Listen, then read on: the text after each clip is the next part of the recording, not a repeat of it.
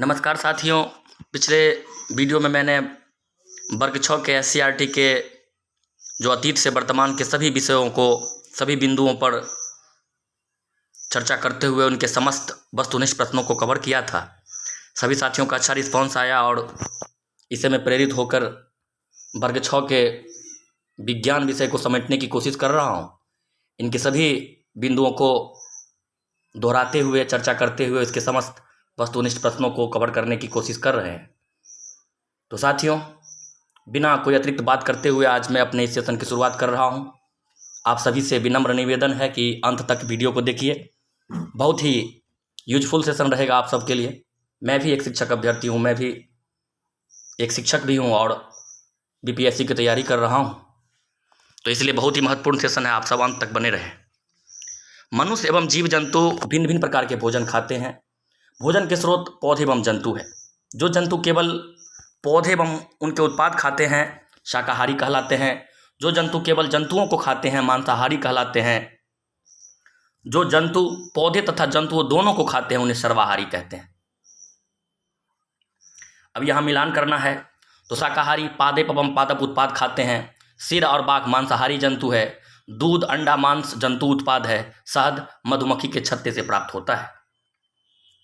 Fill in the blanks की तरफ बढ़ते हैं। हमें शक्कर गन्ना से प्राप्त होता है। बंदर शाकाहारी जंतु है। भोजन से हमें ऊर्जा मिलती है। मनुष्य एवं तिलचट्टा सर्वाहारी जंतु है। शाकाहारी पादप दूध मांसाहारी इन शब्दों को प्रॉपर इसमें भरना है। तो आप देख सकते हैं बाघ मांसाहारी है क्योंकि वह केवल मांस खाता है। हिरन केवल पादप उत्पाद खाता है इसलिए इसे शाकाहारी कहते हैं। तोता केवल पादप उत्पाद खाता है।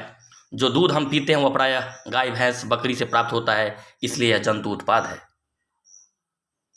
यहाँ साथियों आप देख सकते हैं कि इन तस्वीर में आप देख सकते हैं कि ये जो कार्बोहाइड्रेट के जो स्रोत है तो ये मक्का है। शकरकंद अलुआ होता है, गाँव में उपजाया जाता है, इसे शकरकंद कहते हैं। तो मक्का शकरकंद आलू गेहूँ बाजरा चावल पपीता आम ये सभी कार्बोहाइड्रेट के स्रोत है। इसके बाद साथियों आप देख सकते हैं वसा के जो स्रोत है जो तेलीय चीज़ है। सूरजमुखी का तेल नारियल का तेल सरसों का तेल सोयाबीन तेल तिल मूंगफली गिरी ये सभी वसा के स्रोत है। इसके बाद साथियों प्रोटीन की बात करते हैं तो प्रोटीन में यहाँ जो जंतु से प्राप्त होते हैं वो है मछली दूध मांस अंडा पनीर। इसके अतिरिक्त शाकाहारी जो है व्यक्ति वो पादप से जो प्राप्त होता है प्रोटीन उसका उपयोग करते हैं अपने भोजन में और ये है मटर चना मूंग तुअर राजमा सोयाबीन। मोटा मोटी कहे तो जो दलहन फसल है दलहन जो है वो प्रोटीन के अच्छे स्रोत माने जाते हैं शाकाहारियों के लिए। इस सेशन में आगे बढ़ते हैं साथियों तो यहाँ आप देख सकते हैं विटामिन ए के स्रोत। अब कुछ विटामिन के स्रोत मिल रहे हैं। तो विटामिन ए में मछली तेल है दूध है आम है पपीता है गाजर है। विटामिन बी की बात करें तो गेहूँ चावल यकृत ये सब विटामिन बी के स्रोत हैं। विटामिन सी की स्रोत बात करें तो संतरा टमाटर आंवला मिर्ची नींबू अमरूद ये सभी विटामिन सी के स्रोत है। विटामिन डी में बात करें तो दूध मक्खन मछली कलेजा अंडा ये सब विटामिन डी के स्रोत है। अब आगे बढ़ते हुए यहाँ कुछ विटामिन और खनिज लवणों के अभाव के कारण होने वाले कुछ रोग की चर्चा हुई है। इसे आप देख सकते हैं। विटामिन ए की कमी से रतौंधी होता है और लक्षण है कि कमजोर दृष्टि अंधेरे रात में कम दिखाई देना कभी कभी पूरी तरह से दिखाई नहीं देना। विटामिन बी से बेरी होता है। दुर्बल पेशियां और काम करने की ऊर्जा में कमी होती है। विटामिन सी से स्कर्वी बीमारी होती है। मसूरों से खून निकलता है। घाव भरने में अधिक समय लगता है। विटामिन डी जिसको रिकेट्स कहा जाता है अस्थियों का मुलायम होकर मुड़ जाना। कैल्शियम की कमी से अस्थि और दंत क्षय होता है। कमजोर अस्थियां दंत क्षय ये सब इनके लक्षण है। आयोडीन से घेंघा रोग होता है। गले की ग्रंथि फूल जाना। बच्चों में मानसिक विकलांगता। इसी तरह लौह से अल्प रक्तता होती है और इससे कमजोरी होती है। खून की शरीर में रक्त की कमी होती है। फिर साथियों महत्वपूर्ण बिंदु है यहाँ उसकी चर्चा करते हैं। हमारे भोजन के मुख्य पोषक तत्वों के नाम कार्बोहाइड्रेट प्रोटीन वसा विटामिन तथा खनिज लवण है। इसके अतिरिक्त भोजन में आहारी रेशे तथा जल भी होता है। कार्बोहाइड्रेट तथा वसा हमारे शरीर को मुख्य रूप से ऊर्जा प्रदान करते हैं। प्रोटीन तथा खनिज लवण ही की आवश्यकता हमारे शरीर की वृद्धि तथा अनुरक्षण के लिए होती है। विटामिन हमारे शरीर को रोगों से रक्षा करने में सहायता करते हैं। संतुलित आहार में हमारे शरीर के लिए आवश्यक सभी पोषक तत्व यथा पर्याप्त रुक्षांश और जल उचित मात्रा में उपस्थित रहते हैं। हमारे आहार में लंबी अवधि तक एक अथवा अधिक पोषक तत्वों की न्यूनता या कमी से विशिष्ट रोग अथवा विकार उत्पन्न हो सकते हैं। यहाँ बहुविकल्पीय प्रश्न की तरफ बढ़ते हैं साथियों। तो आलू में उपस्थित होता है मंड। साथियों आप यहाँ मैं ज़्यादा डिटेल में नहीं जाना चाहूँगा, हूबहू चीज़ों को रखने की कोशिश कर रहे हैं, फिर भी मंड, जिन चीज़ों में कार्बोहाइड्रेट पाया जाता है उसका जब हम परीक्षण करते हैं तो उसमें परीक्षण के बाद मंड निकलता है। तो आलू में मंड पाया जाता है क्योंकि उसमें कार्बोहाइड्रेट होता है। घेंघा रोग विटामिन आयोडीन की कमी से होता है। रुक्षांश के मुख्य स्रोत है ताजे फल और सब्जियाँ, जो रेशेदार चीज़ होता है जो भोजन में हम लोग लेते हैं, पाचन में मदद करता है, उसको रुक्षांश कहते हैं, और उसमें ताजे फल और सब्जियां इसके उदाहरण हैं। भोजन में मंड परीक्षण के दौरान टिंचर आयोडीन के हल्के घोल की कुछ बूंदें मिलाने पर खाद्य पदार्थ का रंग बदल जाता है। तो कैसा हो जाता है? ये नीला या काला हो जाएगा। ऊर्जा देने वाले पोषक तत्व कहलाते हैं वसा, कार्बोहाइड्रेट। तीसरा ऑप्शन होगा साथियों, वसा एवं कार्बोहाइड्रेट दोनों ही ऊर्जा देते हैं। अब यहाँ मिलान करना है तो विटामिन ए से दृष्टिहीनता होती है, विटामिन बी से बेरी होती है, विटामिन सी से स्कर्वी, विटामिन डी से रिकेट्स और आयोडीन से घेंघा रोग होता है। यहाँ जो सही गलत की पहचान करना है तो केवल चावल खाने से हम शरीर के पोषण की आवश्यकताओं की पूर्ति कर सकते हैं, बिल्कुल गलत है। संतुलित आहार खाकर अभावजन्य रोगों की रोकथाम की जा सकती है, बिल्कुल सही।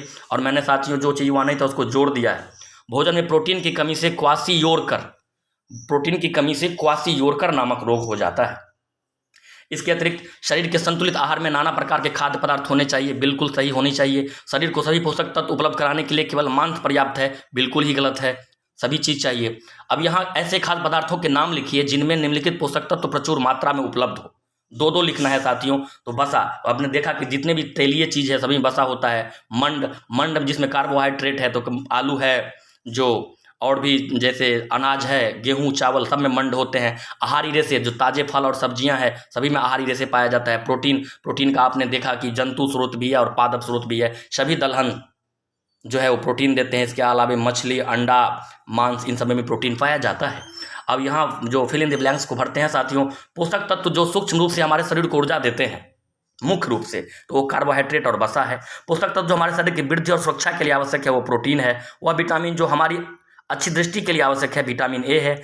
वह खनिज जो अस्थियों के लिए आवश्यक है वो कैल्शियम है। साथियों यहाँ ध्यान देना, खनिज की बात हो रही है, विटामिन की बात होगी तो विटामिन डी होगा, लेकिन खनिज की बात कर रही है तो कैल्शियम होगा, तो कैल्शियम खनिज से प्राप्त होता है, एक तत्व है। इसी तरह आगे बढ़ते हैं तो कुछ महत्वपूर्ण तथ्य हमारे विचार है। वस्त्र सामग्री अथवा वस्त्रों में विविधता होती है, जैसे सूत्री, रेशमी, ऊनी और पॉलिस्टर। वस्त्र धागों से बनते हैं जिन्हें तंतुओं से बनाया जाता है। तंतु या तो प्राकृतिक होते हैं अथवा मानव निर्मित। रेशम, ऊन, जूट कुछ प्राकृतिक तंतु है, जबकि नायलॉन, पॉलिएस्टर कुछ मानव निर्मित तंतुओं के उदाहरण है। रुई और जूट जैसे तंतु पादपों से प्राप्त किए जाते हैं। तंतुओं से धागा बनाने की प्रक्रिया को कताई कहते हैं। धागों की बुनाई और बंधाई से वस्त्र बन जाता है।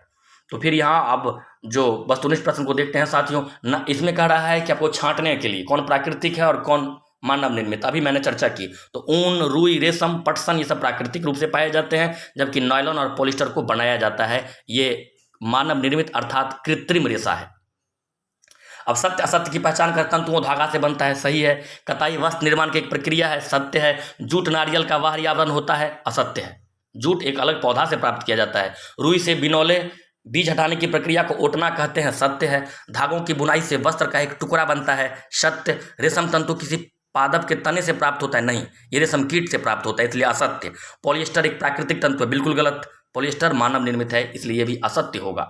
अब यहाँ साथियों फिल इन द ब्लैंक्स, तो आप रुई और जूट से पादप तंतु प्राप्त किए जाते हैं, इसमें रुई और जूट भरेगा।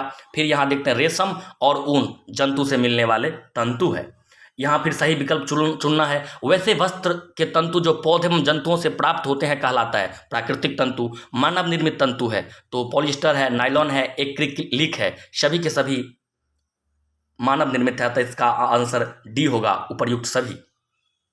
आगे बढ़ते हैं साथियों, तो बिहार के निम्न जिले में जूट अधिक उगाया जाता है, अधिक कह रहा है, तो अधिक कटिहार में, मधेपुरा, सहरसा, उपर्युक्त सभी, इन सभी जगहों पर जूट की खेती अधिक होती है। लेकिन अगर सर्वाधिक कहें तो सर्वाधिक बिहार के पूर्णिया में होती है। रेशों से धागा बनाने की प्रक्रिया अभी मैंने बताया, कताई, और धागे से वस्त्र बनाने की प्रक्रिया बुनाई भी होती है और बंधाई भी होती है, दोनों होगा, इसलिए ऑप्शन सी होगा इसका। यहाँ फिर कुछ महत्वपूर्ण बिंदु, सभी वस्तुएं भिन्न भिन्न पदार्थों से बनी है। पदार्थों का समूहन उनके गुणों में समानताओं या भिन्नताओं के आधार पर किया जाता है। कुछ पदार्थ कठोर होते हैं जबकि कुछ कोमल, कुछ में चमक होती है कुछ में नहीं, कुछ पदार्थ द्रव में घुलनशील कुछ अघुलनशील, कुछ पदार्थ जल में डूब जाते हैं कुछ तैरते हैं। आप ये सभी तथ्य जानते हैं। अब इनके वस्तुनिष्ठ प्रश्न को देखते हैं। तो जल चीनी में विलेय है या घुलनशील है? पारभासी पदार्थ से होकर प्रकाश अंशतः पार करता है, पूरा नहीं, अंशतः। कुछ गैसें जल में घुलनशील है, कुछ पदार्थ ठंडे पानी में अघुलनशील और गर्म पानी में घुलनशील हो जाता है। मैच द फॉलोइंग को देखते हैं। मिलान करने की बात है तो विलेय नमक या चीनी है, अविलेय लोहा रेत आदि है, घोलक विलायक जिन चीज में हम घोलते हैं तो वो जल है सर्वोत्कृष्ट। और चमक वाले पदार्थ, तो चमक वाले पदार्थ जो है साथियों ये प्रायः धातु होते हैं, धातु चमकीले होते हैं, आपने पढ़ा भी है। जल में विलीन गैस, ऑक्सीजन जल में विलीन रहता है, मछलियां सांस लेती है जल में ही क्योंकि ऑक्सीजन उसमें मिले हुए होते हैं, विलीन रहते हैं। वे पदार्थ जो आसानी से दबाए या खरोचे जा सकते हैं कोमल होते हैं। हमारे हाथ में तैलीय पेंट या अलकतरा लग जाता है तो इसे हम किरोसिन तेल से साफ करते हैं। वे पदार्थ जिनसे होकर वस्तुओं को देखा जा सकता है पारदर्शी होता है, वे पदार्थ जिनसे होकर वस्तुओं को नहीं देखा जा सकता है अपारदर्शी। पानी पर तैरने वाली वस्तुएं हल्की तथा पानी में डूबने वाली वस्तुएं भारी होती है, आप सभी ये जानते हैं। फिर यहाँ विकल्प है, MCQ है। निम्न में कोमल पदार्थ है, मतलब निम्न में कह रहा है, साबुन है, रबर है, लकड़ी, लोहा, तो रबर सबसे कोमल है। निम्न पदार्थ में चमक होती है, तो यहाँ देखिए लोहा, तांबा, सोना, इन सभी में चमक होती है साथियों। तो इसमें नहीं अगर होता तो लकड़ी आंसर हो जाता, लेकिन चमक होती है तो चमक सर्वाधिक सोना में होता है, इसलिए मैंने सोना लगा दिया। अगर इसमें नहीं आ जाए तो इसका आंसर लकड़ी होगा, आप इसका ध्यान रखेंगे। निम्न में कौन कौन से पदार्थ जल के अलावा भी घोलक हो सकता है? तो किरोसिन तेल, जो देखते हैं कि हमारे हाथ में अगर कुछ लग जाता है पेंट वगैरह तो हम किरोसिन तेल से साफ करते हैं। वह घोल जिसमें घुलने पदार्थ की मात्रा घुलने की क्षमता नहीं होती और घुलने की क्षमता नहीं होती है, वो संतृप्त घोल होगा।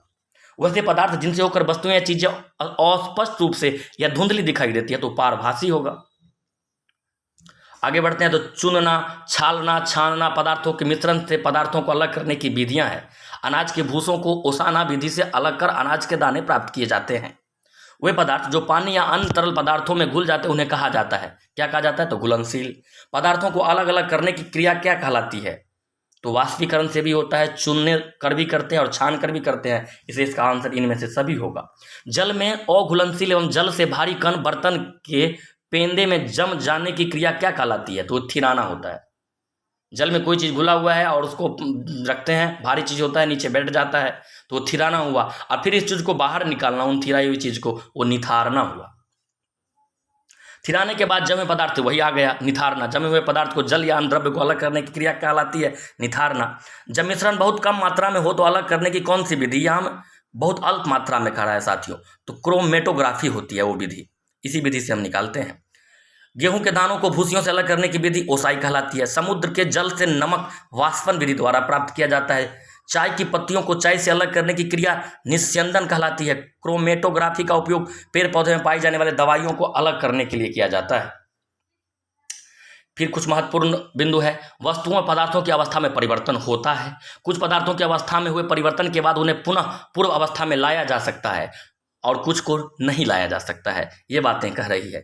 इसके बाद आगे बढ़ते हैं साथियों। तो यहाँ देखते हैं MCQ हमारे पास आ रहा है। निम्न में कौन सा पदार्थ ठोस अवस्था से सीधे गैसीय अवस्था में, तो कपूर को आप चलाते हैं सीधे गैसीय अवस्था में आ जाता है, और ये प्रक्रिया ऊर्ध्वपातन कहलाती है। आप जानते हैं कि बिना द्रव में आए हुए कोई ठोस गैस में बदल जाएगा तो ऊर्ध्वपातन होगा। बिना उबले हुए अंडे का द्रव गर्मी पाकर बदल जाता है ठोस में। आप देखते हैं अंडा का जो अंदर वाला भाग ठोस बन जाता है। निम्न में कौन सा पदार्थ सामान्य रूप से पदार्थ की तीनों अवस्था में पाया जाता है? तो जल तीनों अवस्था में पाया जाता है। यहाँ पेड़ पौधे को 3 भागों में बांटा जा सकता है, शाक, झाड़ी और वृक्ष। जड़ 2 प्रकार के होते हैं, मूसला जड़ एवं झकड़ा जड़। अलग अलग पौधे पर पत्तियों की सजावट भिन्न भिन्न होती है। पौधे के जल एवं खनिज लवण का संवहन तना द्वारा होता है। पत्तियों में जालिका रूपी या समांतर सिरा विन्यास होता है। बीज 2 प्रकार के होते हैं, एक बीजपत्री और द्विबीजपत्री। साथियों आप सभी इसका आनंद ले रहे होंगे, चीज़ों को समझ रहे होंगे। हम अब फिर यहाँ रिक्त स्थान की तरफ बढ़ते हैं। जड़ें मुक्त 2 प्रकार की होती है, मूसला और झकड़ा। भी मैंने चर्चा की, झकड़ा को रिश्तेदार भी कहा जाता है, आप याद रखेंगे। जड़ें मिट्टी से जल एवं खनिज लवण प्राप्त करते हैं, अवशोषण करती है। पौधे को 3 भागों में बांटा जा सकता है, शाक, झाड़ी एवं वृक्ष। झकड़ा जड़ का दूसरा नाम रिश्तेदार भी है। जिन पत्तियों में सिराएं एक दूसरे के समांतर होती है उसे समांतर सिरा विन्यास कहते हैं। आम है, आम वृक्ष है। पत्तियां जल का उपयोग बनाने के लिए करती हैं, भोजन बनाने के लिए पत्तियां जल का उपयोग करती है। जल की बूंदें पत्तियों से जलवाष्प के रूप में निकलती हैं, इस क्रिया को क्या कहते हैं? वाष्पोत्सर्जन कहा जाता है। और यहाँ मक्का के बारे में कह रहा है कि मक्का का जो है एक ही बीज पत्र होता है, इसलिए आता है एक बीज पत्री कहते हैं मक्के के बीज को। यहाँ साथियों आप देख सकते हैं पुष्प के कुछ भाग को दिखाया गया है। यहाँ पुंकेसर, पंखुड़ी दल, स्त्री केसर जो सेंटर वाला हिस्सा है। उसके बाद यहाँ देखिए अंकुड़ी बाह्य दल जो नीचे जिस पर पुष्प का अटका हुआ है और जो निकला हुआ है, और पुष्पासन जो टंडल जिस पर पुष्प टिका हुआ है वो पुष्पासन हो गया। इसको आप देख लेंगे ध्यान से। आगे बढ़ते हैं। फूल पौधे के जनन अंग होते हैं। फूल के मुख्य 4 भाग होते हैं। पुंकेसर नर जनन अंग तथा स्त्री केसर मादा जनन अंग है। जिन फूलों में अंकुड़ी, पंखुड़ी, पुंकेसर तथा स्त्री केसर चारों अंग पाए जाते हुए पूर्ण फूल कहलाते हैं। जिन फूलों में पुंकेसर तथा स्त्री केसर दोनों उपस्थित रहते हैं वे द्विलिंगी फूल कहलाते हैं। अब यहाँ विकल्प है। फूल नर का नर भाग पुंकेसर, फूल का मादा भाग स्त्री केसर। ऐसा फूल जिसमें केवल पुंकेसर होते हैं, स्त्री केसर नहीं होते हैं, वो नर फूल होगा। इसके अतिरिक्त ऐसा फूल जिसमें पुंकेसर और स्त्री केसर दोनों होते हैं वो द्विलिंगी होगा। पूर्ण फूल के कितने भाग होते हैं? तो सभी 4 भाग होते हैं उसमें।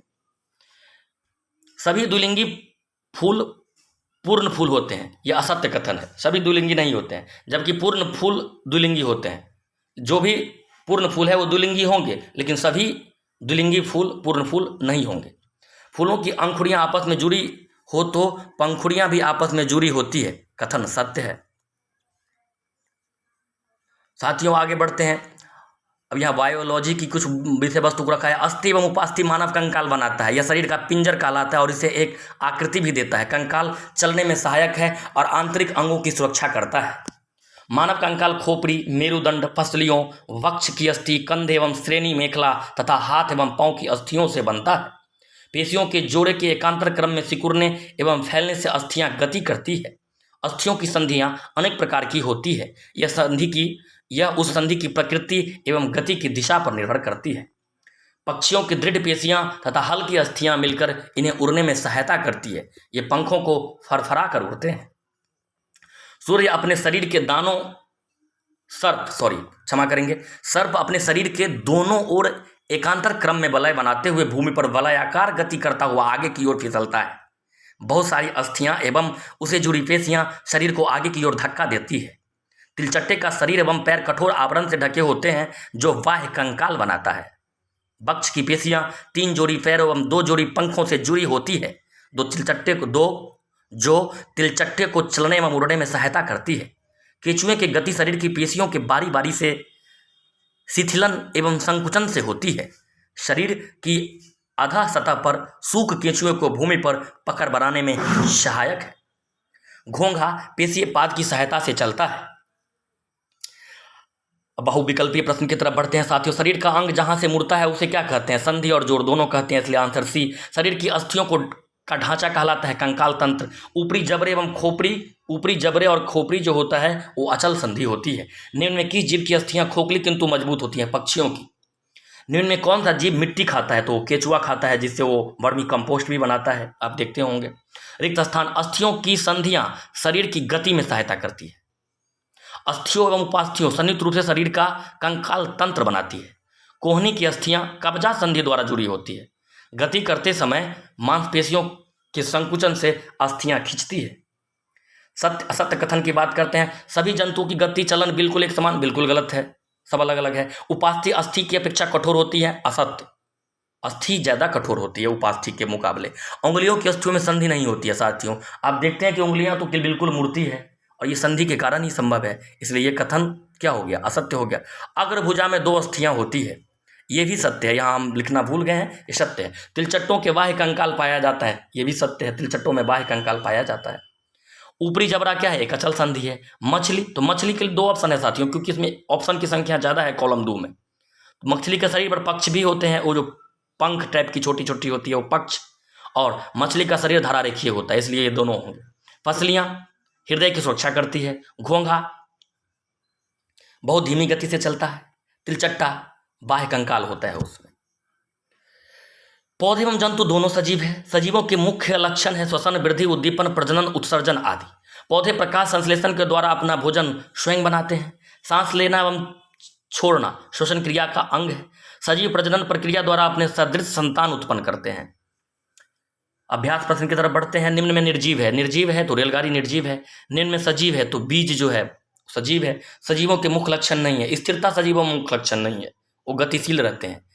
हालांकि वृक्ष आप देखते हैं तो वो तो एक जगह रहता है, लेकिन फिर भी वो गति करते हैं, आगे की तरह ही बढ़ते हैं, ऊपर की तरफ बढ़ते हैं, लेकिन बढ़ते हैं। पौधे अपना भोजन किस क्रिया द्वारा बनाते हैं? तो प्रकाश संश्लेषण। निम्न में किस पौधे की पत्तियां छूने पर अचानक सिकुड़ जाती है? छुई मुई, नाम से ही स्पष्ट है। सजीव प्रजनन द्वारा अपने समान जीवों की उत्पत्ति करता है। सजीवों को कार्य करने के लिए ऊर्जा की आवश्यकता होती है। सजीवों में ऊर्जा उत्पन्न करने के लिए भोजन तथा श्वसन की आवश्यक है। विषैले एवं दूषित पदार्थ उत्सर्जन क्रिया द्वारा शरीर से बाहर निकलते हैं। पृथ्वी पर पाए जाने वाले सजीवों में अपने परिवेश में रहने के लिए कुछ विशिष्ट संरचनाएं होती है। ऐसी विशिष्ट संरचनाओं एवं स्वभाव की स्थिति को अनुकूलन कहते हैं। पर्वतीय क्षेत्रों के पौधे शंक्वाकार होते हैं। मछली का आकार धरारेखीय या नौकाकार होता है। डॉल्फिन एवं व्हेल जैसी जंतुओं में गिल गलफरे नहीं होते हैं। मेढक के पिछले पैरों में झिल्लीयुक्त पादांगुलियां होती है जो उन्हें तैरने में सहायता करती है। स्थल पर पाए जाने वाले पौधों जंतुओं के वास स्थान को स्थलीय आवास कहते हैं और जल में रहने वाले को जलीय आवास कहते हैं। याक का शरीर पर लंबे बाल से ढका होता है। याक का शरीर, मछली का शरीर धरारेखीय या नौका के आकार का होता है, नौकाकार होता है। जलीय पौधे का तना लंबा एवं हल्का होता है। अब मिलान करना है। मछली धरारेखीय शरीर, ऊंट कुबर होता है, उसमें पानी को इकट्ठा रखता है। नागफनी मरुस्थलीय पौधा है, कम वाष्पोत्सर्जन करता है, पानी का उत्सर्जन वो कम करता है। याक पहाड़ी जानवर है। घोड़ा बहुत मजबूत खूर वाला जानवर है। ऊंट निम्न परिवेश में पाया जाता है, मरुस्थल में पाया जाता है। धरारेखीय शरीर मछली का होता है। हमें श्वास लेने में कठिनाई होती है पहाड़ों पर, पर्वतीय क्षेत्रों में श्वास लेने में कठिनाइयां होती है। इसके डिटेल में नहीं जाना चाहेंगे, आप ये जानिए। घास स्थल अथवा वनों का शक्तिशाली जंतु है। शेर जंगल का राजा ही होता है। जलकुंभी जल में पाया जाता है। प्राचीन काल में लोग हाथ की लंबाई, बित्ता, कदम आदि का उपयोग मापन के मात्रक के रूप में करते थे। इनमें उलझनें होती थी, इसलिए किसी एक मापन प्रणाली को विकसित करने की आवश्यकता उत्पन्न हुई। हम मात्रकों की अंतर्राष्ट्रीय प्रणाली का उपयोग करते हैं। एसआई मात्रक कहा जाता है। ऐसा इकाइयों में लंबाई का मात्रक मीटर होता है। पैमाने के सबसे छोटे भाग को न्यूनतम माप या अल्पतम माप कहते हैं। सरल रेखा के अनुदिश गति को सरल रेखीय गति कहते हैं। वर्तुल गति में कोई वस्तु इस प्रकार गति करती है कि उस वस्तु की दूरी किसी नियत बिंदु से एक समान रहती है। ऐसी गति जो एक निश्चित अंतराल के पश्चात दोहराती है उसे आवर्ती गति कहते हैं। घूर्णन गति में वस्तु स्वयं अपने अक्ष पर या किसी अक्ष के परितः घूमती है, वो घूर्णन गति होती है। ऐसा मात्रक में अभी बताएं मीटर लंबाई का होता है। और यहाँ कहते हैं अपने घर से 1 किलोमीटर कितना होता है, तो 1000 मीटर के बराबर होता है। गतिशील वस्तु का उदाहरण नहीं है घड़ी। आवर्ती गति का उदाहरण है तो झूला झूलते बच्चे की गति, लोलक की गति, बजते तबलों के पृष्ठ की गति, ये सभी इनमें से सभी होगा इसका आंसर। सभी आवर्त गति के उदाहरण है। आगे बढ़ते हैं साथियों। एक निश्चित समय में एक जंतु जितनी दूरी तय करती है, तो निश्चित समय में तय की गई दूरी, समय बराबर चाल बराबर दूरी बट्टा समय, तो ये चाल होगा। इसके बाद आगे बढ़ते हैं साथियों। तो अपारदर्शी वस्तु एक प्रकाश को अपने से पार दूसरी ओर जाने से रोक देती है। पारदर्शी वस्तुएं प्रकाश को दूसरी ओर जाने देती है। पारभासी थोड़ा मात्रा में जाने देती है अंशतः। जब प्रकाश के रास्ते में कोई अपारदर्शी वस्तु आती है तब छाया बनती है। दर्पण में वस्तु का प्रतिबिंब बनता है। प्रकाश सीधी रेखा में गमन करता है। आप सभी जानते हैं इन बातों को। किसी भी वस्तु को देखने के लिए आवश्यक है प्रकाश। प्रकाश गमन करता है सीधी रेखा में। प्रकाश स्रोत से पहला दर्पण पर पड़ने वाली किरण कहलाती है परावर्तित किरण।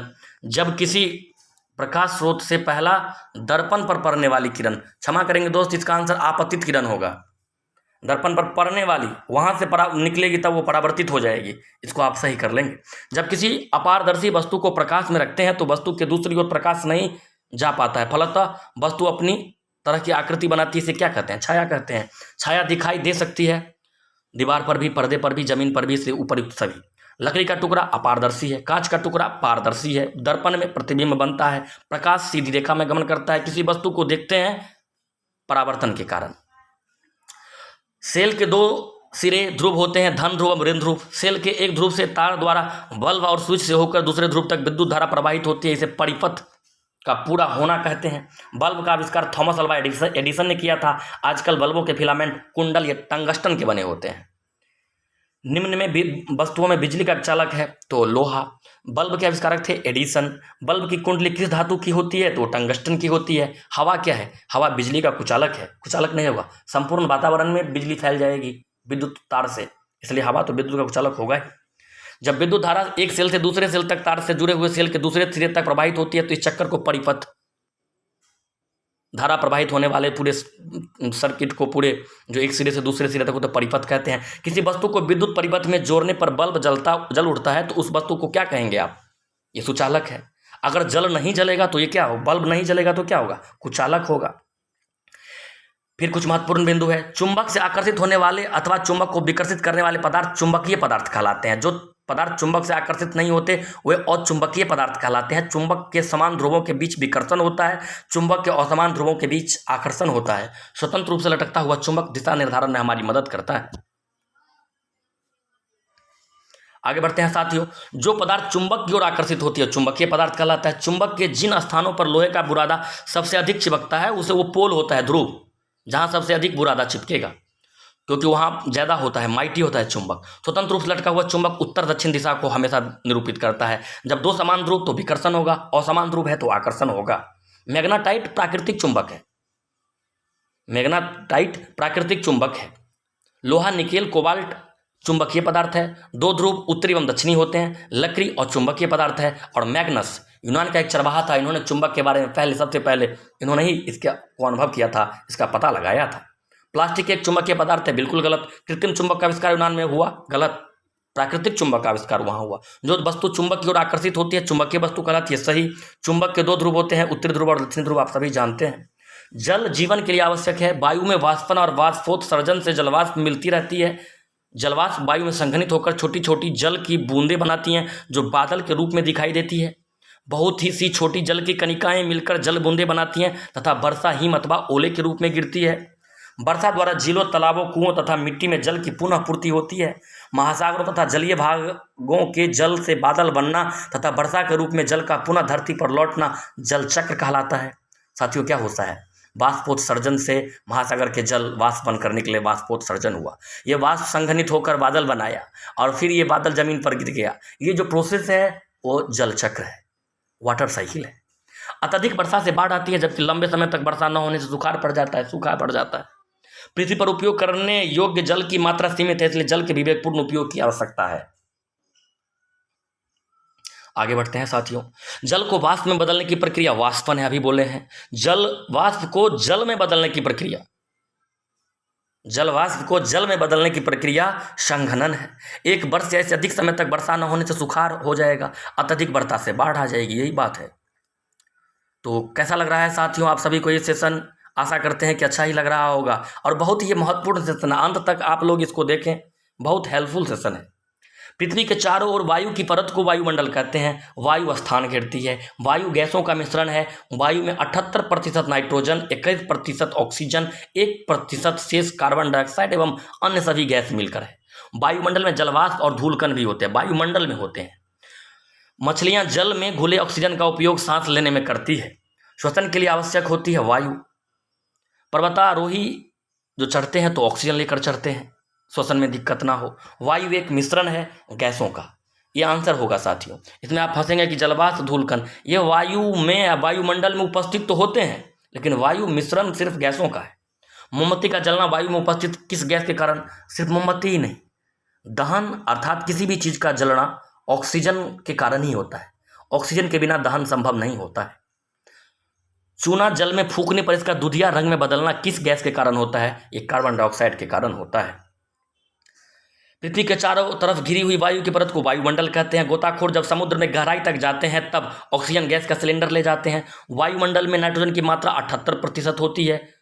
पौधे श्वसन में ऑक्सीजन गैस लेते हैं, बहुत महत्वपूर्ण बात है। कहते हैं हम लोग जन्म सीधे कर देते हैं, पौधे कार्बन डाइऑक्साइड लेते हैं, हम लोग ऑक्सीजन लेते हैं, नहीं।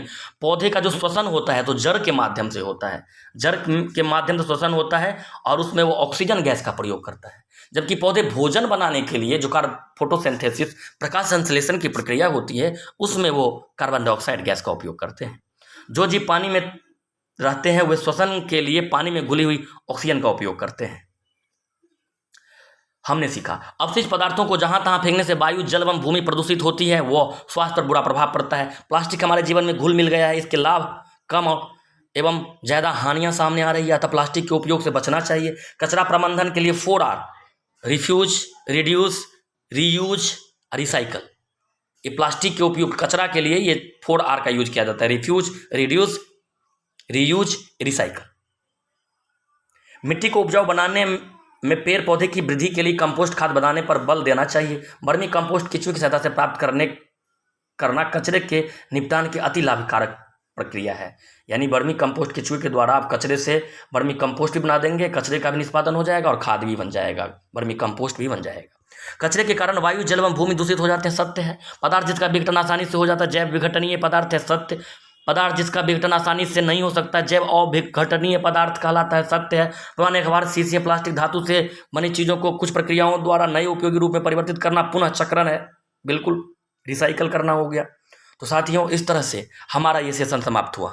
सिर्फ आधे घंटे में आप वर्ग 6 के विज्ञान के समस्त ऑब्जेक्टिव और साथ ही साथ जो महत्वपूर्ण बिंदु था उन सब का आपने अध्ययन कर लिया है। इस चैनल को आप लोग सब्सक्राइब कर दें, वीडियो को लाइक भी कर दें और कमेंट सेक्शन में जो है ना अपना प्रतिक्रिया भी दें, ताकि मैं इस सेशन को लगातार आगे बढ़ाता रहूं।